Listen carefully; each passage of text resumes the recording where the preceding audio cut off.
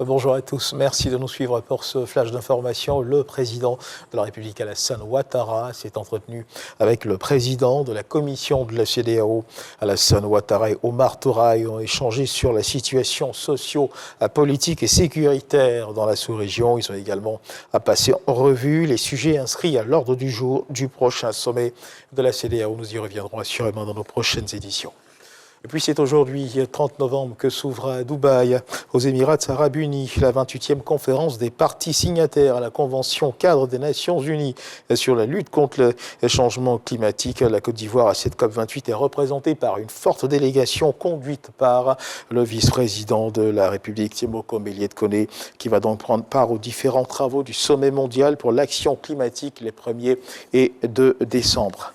Et en rapport justement avec l'ouverture de cette COP28, notons que cette COP28 qui se tient donc à Dubaï, aux Émirats arabes unis, du 30 novembre au 12 décembre 2023, est un moment décisif pour agir sur les engagements climatiques et prévenir les pires impacts des changements climatiques. Notons que les Émirats arabes unis assurent la présidence de la COP28 avec le docteur Sultan Al-Jaber comme président de cette année. Ici, en Côte d'Ivoire, les résultats de l'étude sur la mesure de la Société de l'information MSI 2022 ont été présentés en public le jeudi 16 novembre dernier. Initié par l'autorité de régulation des télécommunications de Côte d'Ivoire, ces résultats visent à permettre aux chercheurs, aux entreprises privées et publiques d'avoir des informations à date leur permettant d'être efficaces dans leur domaine d'activité respectif. Reportage.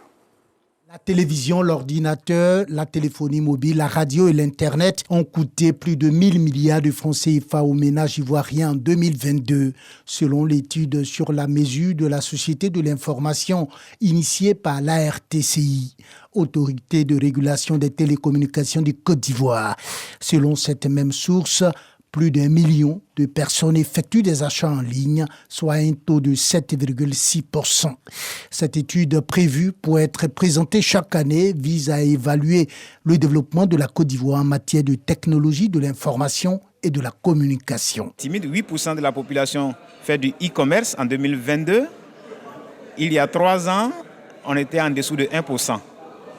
Donc on dira que les chiffres sont relativement faibles encore, mais ça évolue plutôt bien. Ces résultats fournis par la RTCI au public permettent également aux parties prenantes, chercheurs, entreprises privées et publiques, d'avoir des informations factuelles leur permettant de prendre de bonnes décisions et d'être efficaces dans leur domaine d'activité respectif. Les résultats de cette étude permettent donc au pouvoir public d'adresser les défis du secteur pour un usage inclusif et plus abordable des services numériques, qui permet éventuellement aux acteurs du service privé d'affiner leur analyse. Créée en 2012, la RTCI a pour mission de promouvoir une économie numérique dynamique et prospère. Un reportage de Jean-Michel Quadio commenté pour vous par Dingui. Dans l'actualité internationale au Moyen-Orient, un conflit israélo-palestinien, la trêve entre Israël et le Hamas a été prolongée ce jeudi pour un 7e jour. Un prolongement de cette trêve pour permettre aux médiateurs de continuer à négocier de nouvelles libérations d'otages.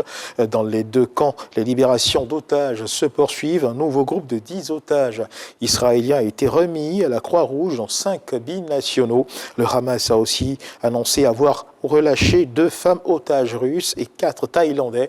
En échange, Israël a libéré 30 prisonniers palestiniens et selon les derniers chiffres avancés, le bilan des bombardements israéliens dans la bande de Gaza a fait près de 15 000 morts depuis le début de la guerre, le 7 octobre dernier, dont 6 150 enfants selon le ministère de la Santé du Hamas. Au pouvoir dans l'enclave palestinienne, depuis cette date, plus de 1200 Israéliens ont été tués. Toujours dans l'actualité internationale, Henry Kissinger, diplomate américain d'expérience, est décédé hier mercredi 29 novembre 2023 à l'âge de 100 ans dans sa maison du Connecticut. Henry Kissinger a influencé la politique étrangère des États-Unis durant près d'un demi-siècle. Rescapé de l'Allemagne nazie, son irrésistible ascension lui avait permis d'avoir l'oreille des présidents et le respect de ses adversaires. Un parcours qui n'est cependant pas exempt de controverses au regard de de plusieurs analystes. Il fut le proche collaborateur de plusieurs anciens présidents américains. Voilà qui marque la fin de ce flash d'information. Merci de nous avoir suivis. Je vous retrouve à 13h.